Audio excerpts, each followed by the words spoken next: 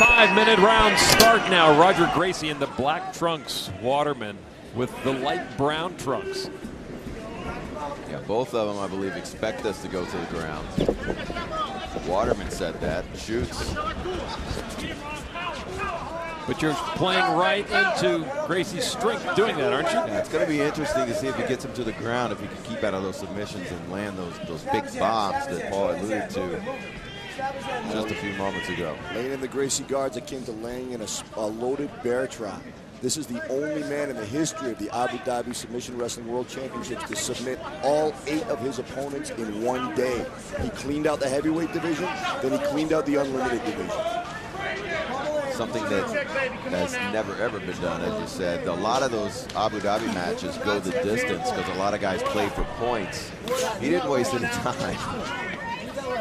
He must have had an appointment. But you're wondering if you're new to this, what chance does Roger Gracie have? The much smaller fighter, but it's what the Brazilian Jiu-Jitsu is all about. The young, frail, sickly Helio Gracie fighting up on bigger muscle men years ago, but now Gracie on his back.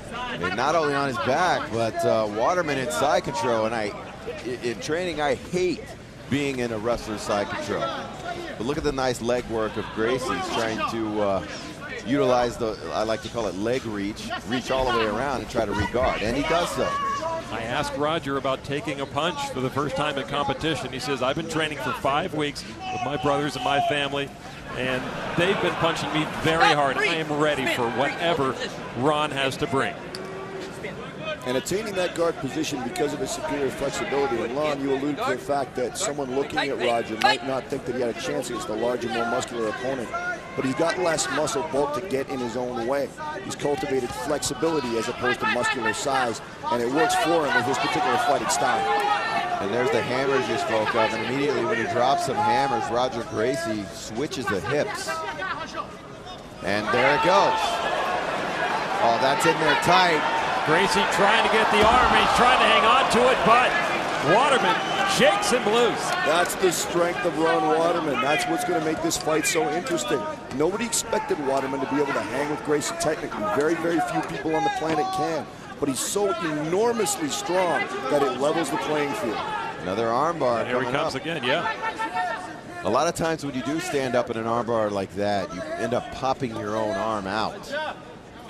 It's not something that I would do. A lot of wrestlers do it and are able to power out of it. A lot of wrestlers feel no pain. And you see Roger not even attempting really to strike. It's Waterman who's going to get the leverage and bring the hammer down. And he postured up nice and straight and landed a bomb.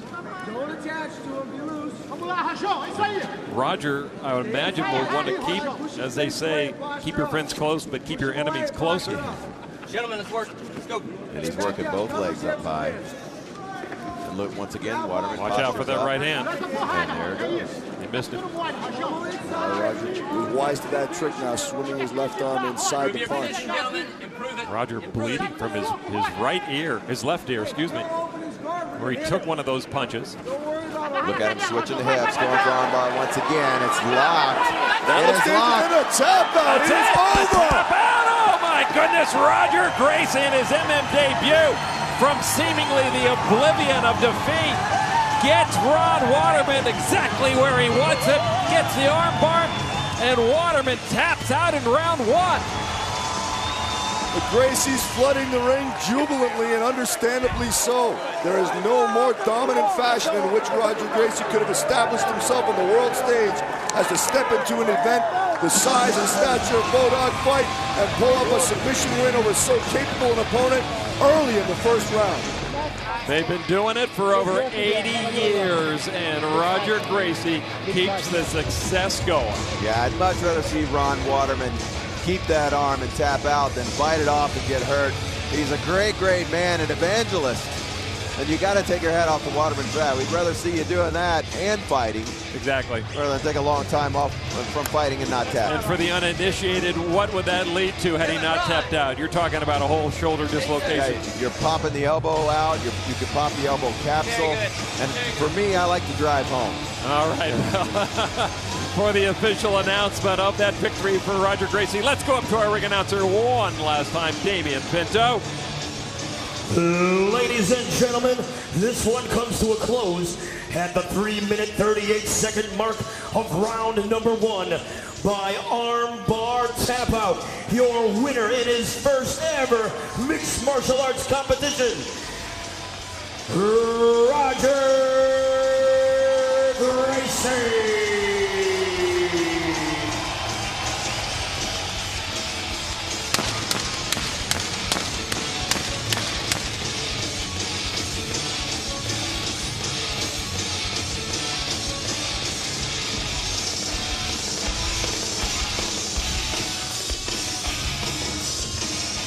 That's exactly how they expected it to go down.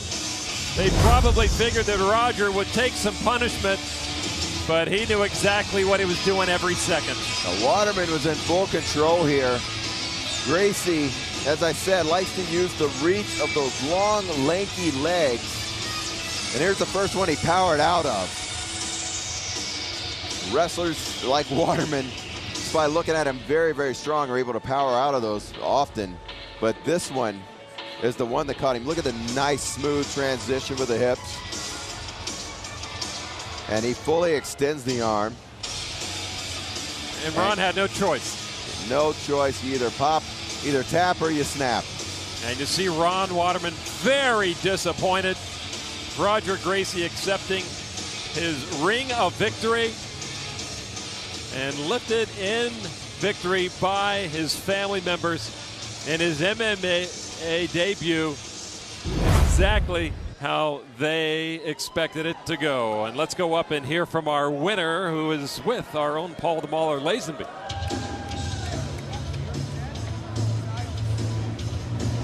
Well, a lot of people called it, but saying is one thing, doing is another.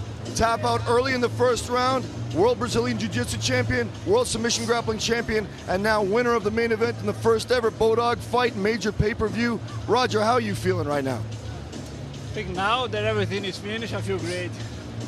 Especially after the fight, I was able to pull an armlock. It was beautiful. In the beginning, I felt like he had very heavy hands. Hit me in the ear once. So coming out of submission grappling and Brazilian Jiu-Jitsu, all you've done so far is non-striking competition.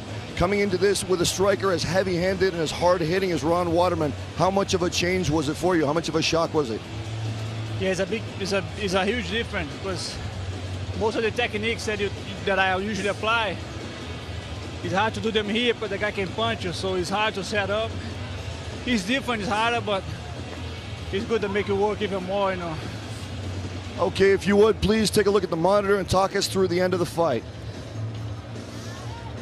Yes, at that point, Renzo was screaming in the corner. Not there, but a bit later there, just before the arm lock. Go for the arm, go for the arm. I was a bit afraid, but the first time he picked me up. So I wasn't feeling very comfortable, but then I was climbing my legs up. When I put it on, that was tight, tighter than the first one, so. When I was on, I knew he wouldn't pick me up. That was good. So, Roger, a lot's been said about the fact that you are coming into this fight as a Gracie. The Gracie name is literally martial arts royalty. The Gracies are the innovators that got the whole mixed martial arts ball rolling in North America. How much of that pressure did you feel coming in here? You have Renzo in your corner. You have the Gracie name on your shoulders. How much did that affect you? Yeah, it's a big pressure that when you represent the family, because I'm not fighting only for myself, I'm fighting for my family also, so. And that, but yeah, I think it's a pressure, but it's in a good way, because we have more support. They make me train hard, even harder, try to make me be better than what I can be, so. It's a pressure, but it's something to push you forward more. So with this first fight and this first win out of the way, what are your career goals from here on in? What do you want to do next? I believe I'm going to do a few more fights. I've done a first now. I'm going to try to continue to fight MMA, but I also want to fight grappling and jiu-jitsu. See if I can do both. Okay, now we've already made the big announcement. Fedor Emelianenko has just joined the BodogFight organization, and he's seen as the most dominant heavyweight in the history of mixed martial arts. Is that a matchup that you might potentially be interested in the future? I think everything's possible, you know what I mean? He's a great fighter. For me, he's the #1, the heavyweights now.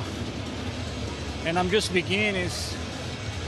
I'm not saying, you know what I mean, that I will fight him in the future, but everything is possible. I'm just starting now. We'll see what happens next. Okay. Now, we saw absolutely incredible grappling skill from you, but as far as your stand-up game is concerned, how do you plan on improving that and bringing that to be a bigger one of your weapons? Yeah, for sure, I'll be working a lot on my standing up. It'll be hard to match with my ground, but I'll try my best. Who are you training with to work on your stand-up? I do at Hansel's. I'm not doing much. I got a training in London where I live. He helps me train in Clear Shield, but I've been doing just a little bit, not much, not as much as I should. But I believe now when I come back to London, I'm gonna push harder in that part. Well, wish you all the best of luck, and I sincerely hope that we see you in the BodogFight ring again very soon. Congratulations, Roger. And back to you, Lon. Roger Gracie, winner by tap-out submission in the very first round.